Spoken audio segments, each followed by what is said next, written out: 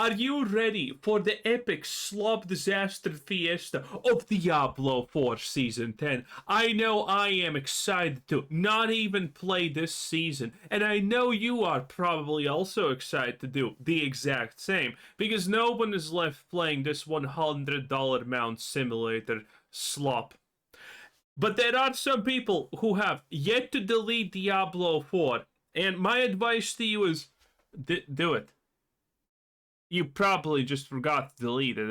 It's a complete forgettable game. At this point, if you're holding out hopes that Diablo 4 is gonna at some point even become slightly better, you are insane. You are coping so hard no one has ever seen before.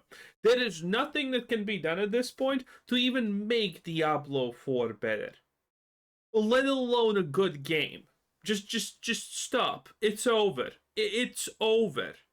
Hey folks, this is Riker, and Season 10 of Diablo 4 launches next Tuesday, and we just had the new format dev stream going over the details.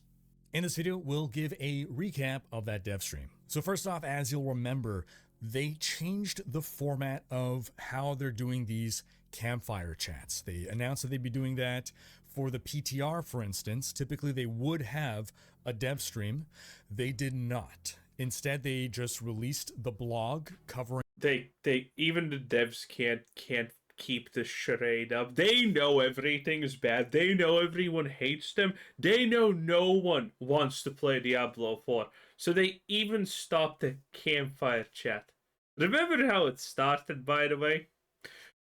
We're listening to you guys. We at Blizzard listen to our customers, and we're gonna change the game exactly how you want. This thing that gives a lot of XP and people like it, nerf it to the ground. This build that people are enjoying, nerf it to the ground.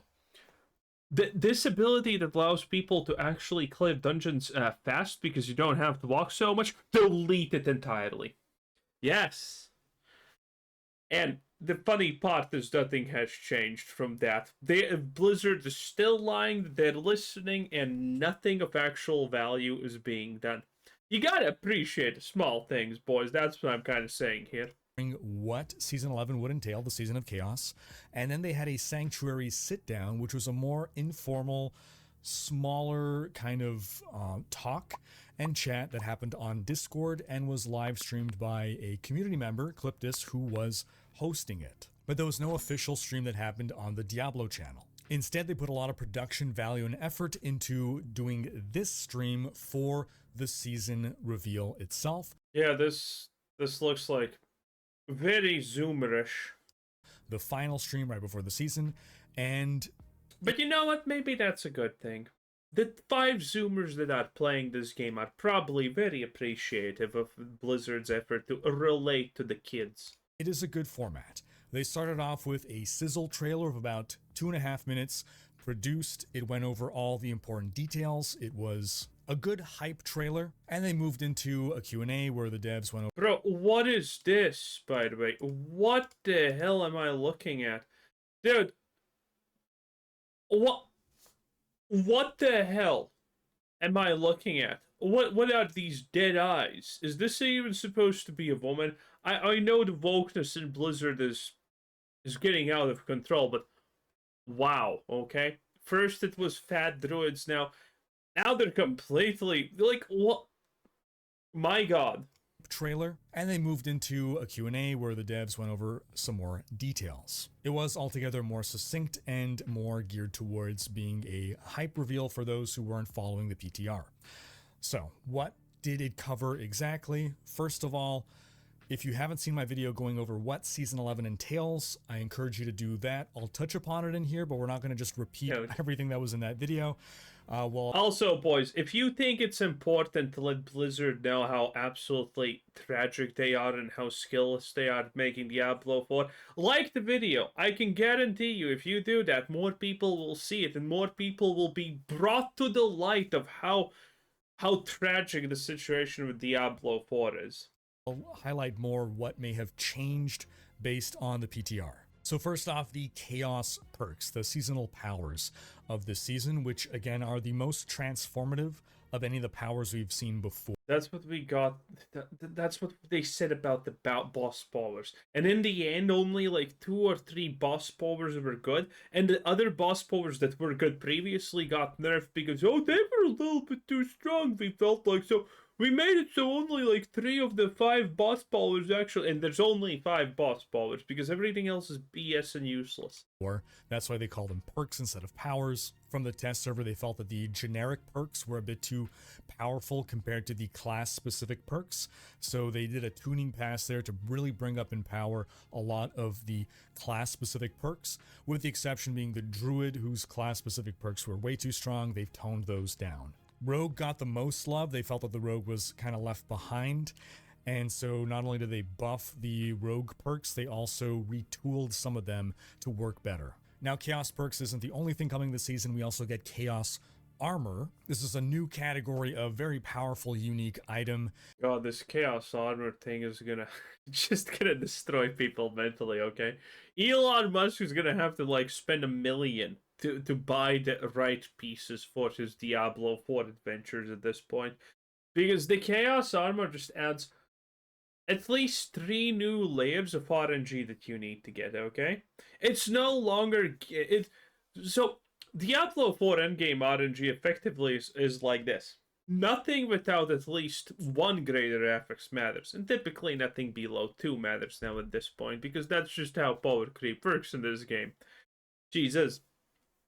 Anything below 2 greater affixes doesn't matter. So, what you needed to do previously before the Chaos Armor was you needed to get the right roll that you wanted, which was 1 point of RNG, and then you needed to get the right amount of greater affixes.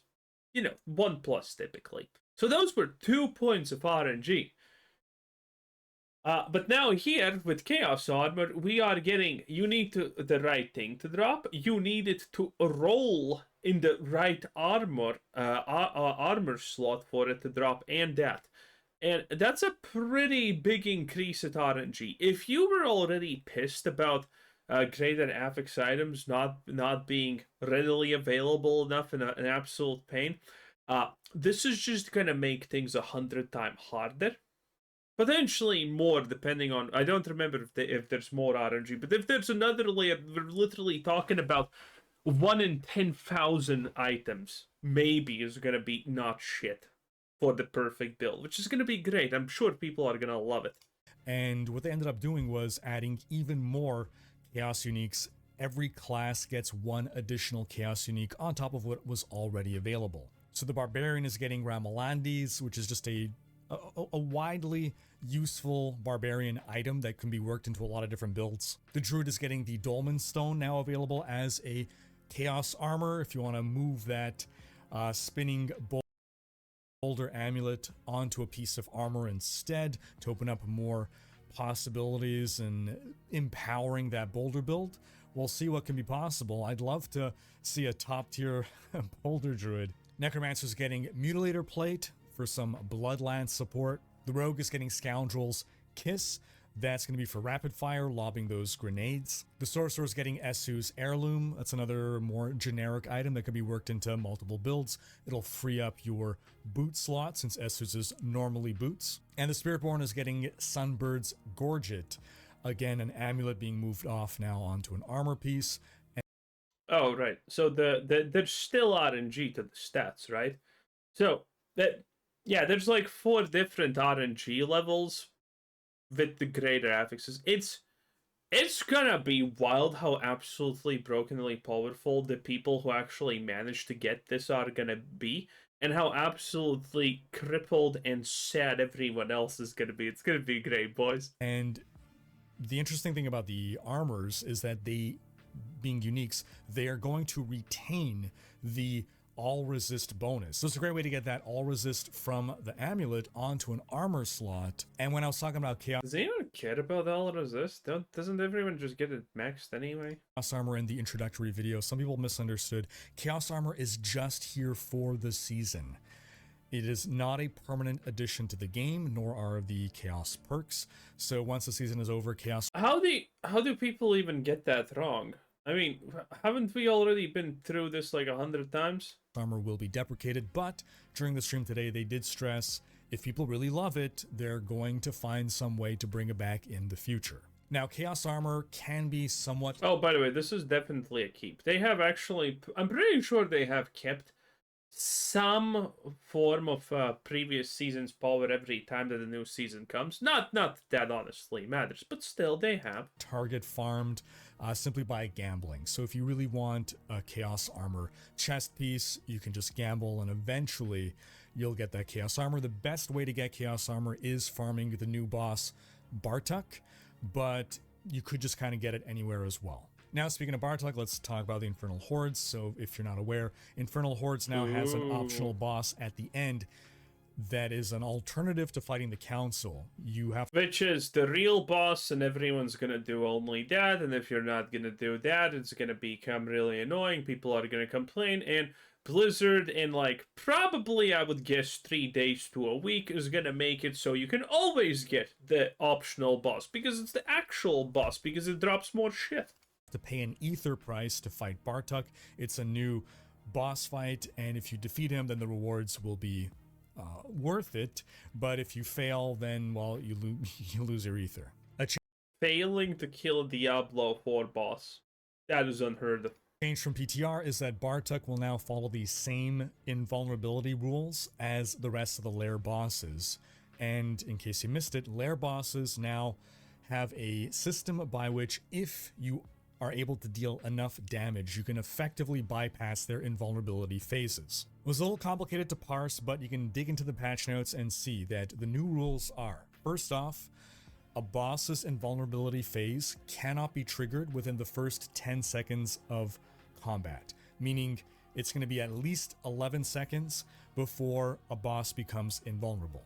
Then I like how Riker is explaining things that are self-understandable and explained in the name. You know? You don't need more explanations, but the average Diablo 4 enjoyer at this point is such a drooling goddamn mess that they probably need this explained. Otherwise, it's too complicated to understand. Invulnerability phases can be bypassed if you deal enough damage. And we need a 5-page explanation on that. You gotta love the Diablo 4 franchise and how absolutely rotten it is. the second thing is every time you knock off 1/3 of the boss's life, so once it's down to 2/3 life, and then once it's down to 1/3 life, every time that happens, the boss is going to gain a shield. Now, lair bosses who had invulnerability phases, they would trigger every time you took off 1/3 of the lair boss's health. So down to 2/3 and down to 1/3 health, that would trigger an invulnerability phase. Now, before the invulnerability phase is triggered, instead, we're going to get a shield. The boss is going to get a shield, and you have 5 seconds to take out that shield. If you can take out that shield in 5 seconds, the invulnerability phase is skipped. If you cannot take out the shield in 5 seconds, then the invulnerability phase proceeds. So the first shield, once you've taken the boss down to 2/3 life, is equal to 1/3 of the boss's life. The second shield, once the boss is down to 1/3 life, that is. Now, We're just gonna skip that. That's, again, the fact that that's probably actually needed to explain to the people who are left playing Diablo 4 is crazy. back to Infernal Hordes. They've made some other changes as well, based on PTR feedback. The Remember Infernal Hordes? Neither do I. Chaos Waves. First off, Chaos Waves will not be nearly as prevalent. They made them spawn more often on the PTR so that we can test them, so they won't come up Oh as wait, I thought of Infernal Horde, so there's a difference. often. Chaos Waves are really fun. So Chaos Wave spawns as a 4th option. It doesn't replace the 3 offerings. It spawns as a 4th offering, and they were just so powerful that you always wanted to take them. That might still be the case, but they also did a tuning pass to buff some of the other offerings. They also, however, wanted to ensure that with the Chaos Waves being more rare... I'm still pissed about the Infernal Hordes. Dude, when Blizzard has pissed me off so many times with Diablo 4. They come out with something that actually seems like a good idea, that it's gonna work boss powers again season 8. A lot of things seemed like they're gonna be good. Because they're technically on paper they're good, and then Blizzard just executes them in the worst ways possible. Like, for example, the Infernal Hordes. Bro, we wanted like vampire survival in Diablo 4, not this garbage that we got. Like, it's so boring. They're definitely worth taking when you get them. They also did a pass that is going to affect just the core way you get rewards from Infernal Hordes. Previously, your build, right, the choices that you make in Infernal Hordes would be the predominant factor in determining how much ether you get. They've dialed down that importance so that ether as well is just kind of more rewarding from completing the events in general, and your build choice still does matter, but not as much. So like, for instance, let's say you are building, so now nothing matters, because the point of ether was to get as much as you could, so you pick things that gave you more of it, and now so they don't matter. Okay. building towards elites, and you get Soul Spire. Previously, the Soul Spire would not be rewarding. Now it's going to be more rewarding to do the Soul Spire. And speaking of Soul Spires, if you'll remember, I said that Soul Spires still didn't feel worth doing for a number of reasons. They are juicing Soul Spires. We don't quite know how, but they think they might have overtuned how good Soul Spires are to do now. We'll find out. Part of the reason is that they made the base ether upgrades for Soul Spires really powerful, and they also added multiplicative modifiers on how much ether you can get. They also... Oh god, the Blizzard's just doing their typical thing. Something is not powerful enough, so they buff it, but they over buff it, and now everything else is gonna be weaker than that. So, but congratulations, boys. If you're gonna play this garbage, know that the only Soul Spires are worth doing now because Blizzard did the Blizzard. I mean, it's not surprising, really, but man. just did a pass across all the offerings. They really wanted to ensure that the legendary and rare offerings were worth taking. So that about covers the dev chat, folks. As a reminder, for full details on what... Oh, jeez. Well, anyway, that was Riker 10 out of 10. Diablo 4 is still complete garbage. 10 out of 10. Bye!